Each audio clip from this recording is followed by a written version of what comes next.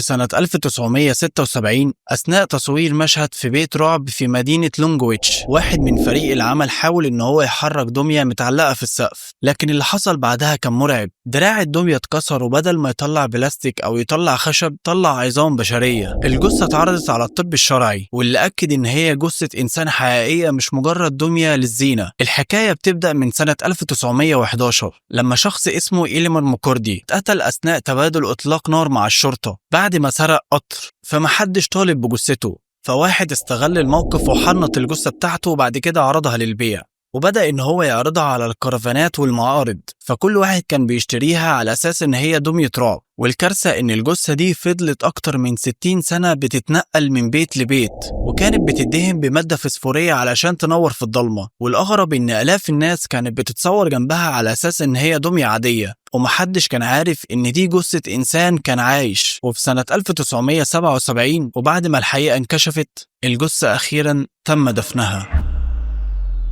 في سنة 1904 بينقلوا مرضى عقليين لمستشفى تاني، لكن بتحصل حادثة، المرضى كلهم هربوا وتم القبض عليهم ما عدا واحد بس.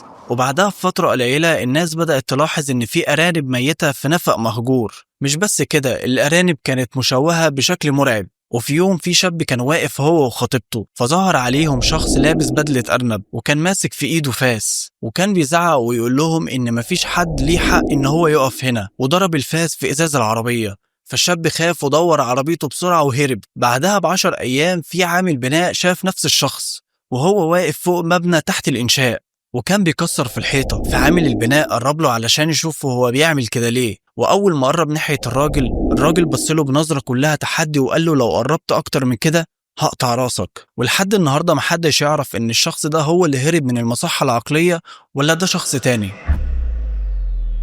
في ولاية بنسلفانيا كان في شخص غامض بيظهر بالليل بس، اسمه تشارلي نومان، أو الملقب بالرجل بلا وجه. ليه قالوا كده عليه؟ لأن تشارلي اتعرض لحادثة وهو عنده 8 سنين لماس كهربائي بقوة 22,000 فولت، وده كان علشان بيحاول يلمس عش حمام كان موجود فوق تيارات الكهرباء. الحادثة دي خلته يفقد ملامح وشه وعينيه ومناخيره وإيده اليمين، ومن ساعتها كان بيعيش في عزلة، لكن في كل ليلة كان بيطلع يتمشى في هدوء علشان ما يضايقش حد. لكن شكله المشوه كان بيخلي أي حد يشوفه بالليل كان بيترعب من منظره، والناس اللي كانت بتمشي بالعربية لما كانوا بيولعوا الضوء في وشه كانوا بيشوفوا انعكاس شخص مرعب. وبرغم كده الناس اللي اتكلموا معاه وحاولوا يقربوا منه قالوا عليه ان هو شخص ودود وطيب جدا وكمان ذكي، واهل المنطقة بتاعته كانوا بيساعدوه وبيعطفوا عليه. وفي سنة 1885 توفى تشارلي وفضل اسمه محفور في ذاكرة المدينة.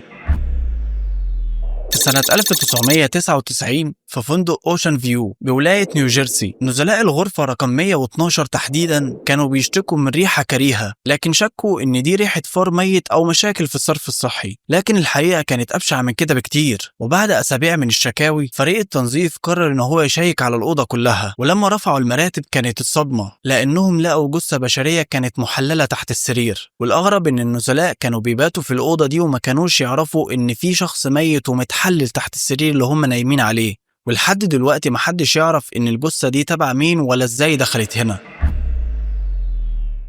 في سنة 1986 كان في عيلة عايشة في بيت هادي، لكن بدأوا يلاحظوا إن البيت فيه حاجات غريبة بتحصل، أكلهم بيختفي، أصوات غريبة بيسمعوها بالليل، الحاجات بتتحرك من مكانها، وما كانوش يعرفوا إنهم مش لوحدهم. كان في شخص اسمه دانيال كان هارب من السجن وكان مستخبي جوه البيت حرفيا، يعني ما بين الجدران. كان بيخرج ياخد الأكل وبعد كده يرجع لمخبأه، وفضل عايش هناك لمدة شهور. وحصلت نفس القصة دي تقريبا في سنة 2005 في اليابان. كان في واحدة عايشة مع شخص في البيت من غير ما هو يعرف، وكان أول ما يخرج من البيت كانت هي بتنزل وبتاخد الأكل بتاعها وبعد كده ترجع تاني لمخبأها، وبرضه فضلت عايشة معاه لفترة كبيرة من الزمن. ولهنا يكون وصلنا نهاية حلقتنا. وما تنسوش لو الفيديو عجبكم تشتركوا بالقناة، ودي فيديوهات تانية أنا برشحها لكم. ولو عايزين أي نوع تاني من القصص ياريت تقولوا لي عليه في الكومنتات وأنا إن شاء الله هعمله. وما تنسوش تصلوا على النبي عليه الصلاة والسلام، وسلامات.